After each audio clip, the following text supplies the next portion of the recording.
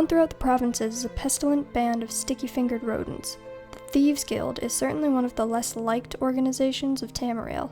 Their underhanded and inherently shady nature has given the entire guild an untrustworthy reputation, for obvious reasons.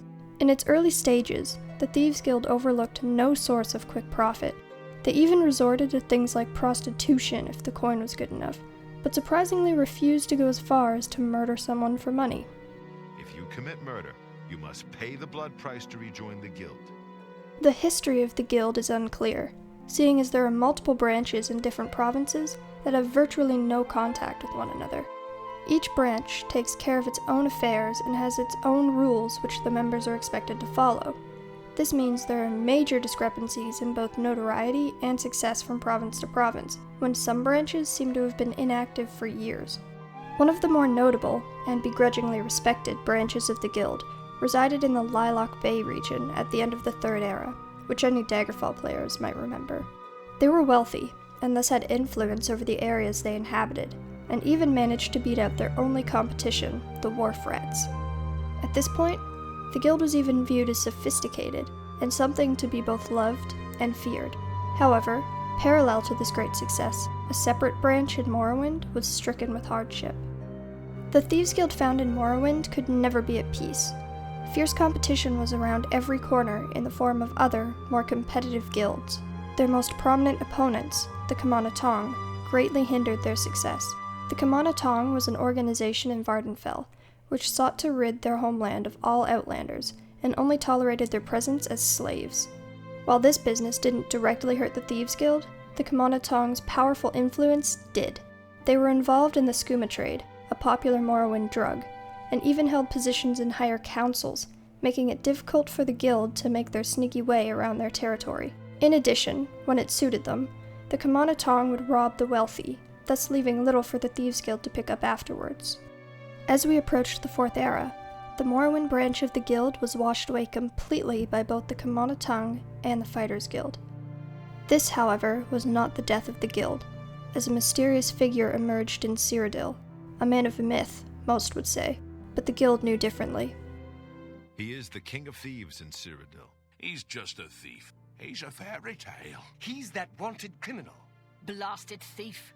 I hope they string him up where they can catch him. The Grey Fox, while most believed him to simply be a rumor, was the face of the guild.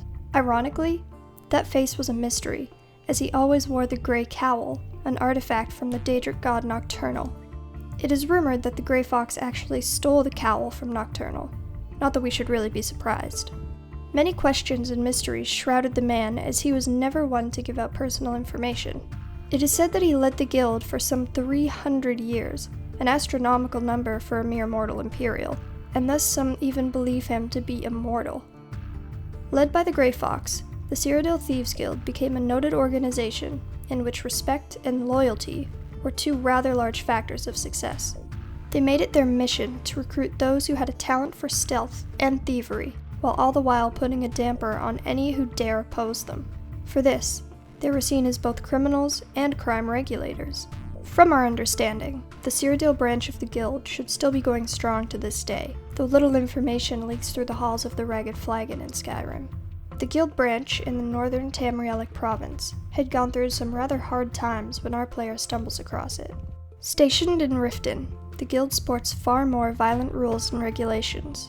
Known and looked down on by most, the Skyrim Thieves Guild has been known to turn to brawls and even murder if the job is right. What's funny is that it seems that the Cyrodiil and Skyrim branches of the guild have some sort of link, as members like Brynjolf and Mercer Frey often remark on the success of the Grey Fox. This is the only point in which any two Thieves Guild organizations ever cross over. Mercer even has a bust of the Grey Fox in his home.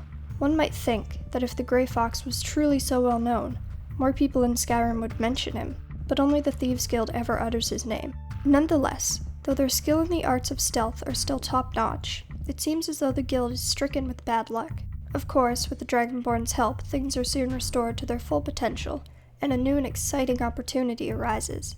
The followers of Nocturnal, the Nightingales, re-emerge from the shadows, but we already know all about that. What isn't so popularly known is the fact that Baron Zaya, Dunmer Queen, belonged to the Skyrim Thieves Guild. Now to learn her story, we need to go back in time a bit, so stay with me here. Barenziah was born late in the Second Era to the Lord and Lady of Mournhold in Morrowind. However, Tiber Septim banished her and her family after he came into power of the province. Accepting her fate, the 16-year-old Barenziah ran off to Whiterun with a Nordic boy named Straw, who was madly in love with her. Their relationship could never last, however, as Barenziah grew restless. Poor judgment, misguided decisions, and one regretful night with a Khajiit lover by the name of Theris eventually had Barenziah captured by Emperor Tiber Septim's friend and general, Symmachus, who brought Barenziah to the imperial city. No longer interested in the affairs of Morrowind, Tiber allowed Barenziah to be appointed to her rightful place as Queen of Mournhold, though she remained in Cyrodiil. General Symmachus, also a Dark Elf, eventually returned to Morrowind and left the Emperor and Barenziah to their own devices. Tiber Septim himself was stricken with Barenziah's beauty, and the two had an affair. Barenziah soon became pregnant with the Emperor's child, which he ordered be aborted. Barenziah was sent back to Morrowind, eventually to marry General Symmachus. This girl just can't keep her legs closed. Apparently in love, they and their 2 children lived the life of royals until the general was defeated in a rebellion against Mournhold. So that's Barenziah's story. But the strange fact of the matter is that she would have never become queen had she not joined the Thieves Guild. I talked previously of a Khajiit named Theris who Barenziah slept with. Well, he was a member of the Skyrim Thieves Guild, who would eventually teach her all she needed to know about the guild. Straw, Barenziah's Nordic lover, was still in love with her, however, and thus was eager to help as a lookout when Theris and Barenziah were performing a high-risk heist. What they didn't know was that Theris was planning on betraying Barenziah, and he did so by pushing her into the guards of the estate they were robbing. While his plan succeeded, it also resulted in his own capture. And the estate's owner? Symmachus, the Emperor's general and later Barenziah's husband. How's that for twisted fate? The Thieves Guild can certainly change lives, for better and worse.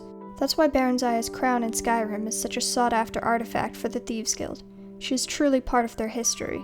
I guess overall, it's an incredible organization, stretched throughout all of Tamriel, and who knows, perhaps in other countries as well. The history is exciting, the rumors even more so, and it can only continue in more games to come.